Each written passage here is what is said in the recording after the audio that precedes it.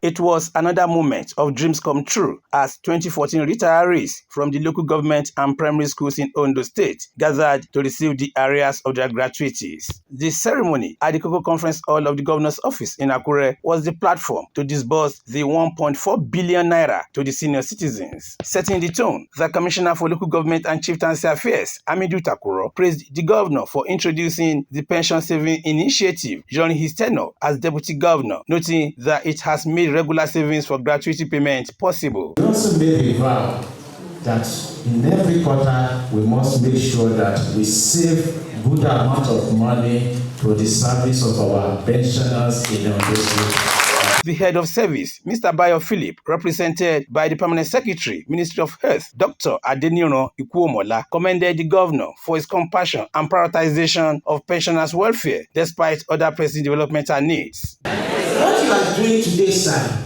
Your Excellency, is not just for this crop of officers that served the state meritoriously and retired and then went back home, hoping that one day somebody will pay their gratuity.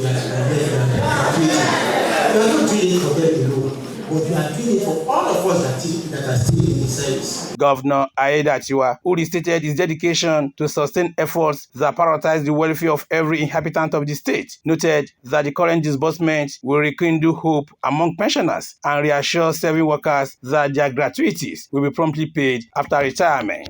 The bulk payment for the 2014 set of pensioners we are flagging off further demonstrates our commitment to the welfare of the elderly and the vulnerable sections of our population in line with our ease policy thrust.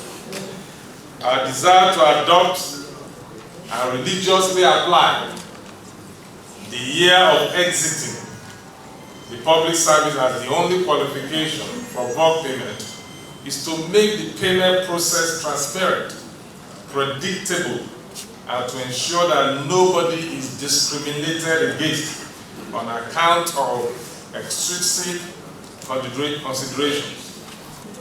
Most times, our administration feels reluctant to list prompt payment of pension allowances and consequential adjustment thereon as achievements, because we believe strongly that payment of monthly pension to our esteemed senior citizens is both moral obligation and our constitutional duty.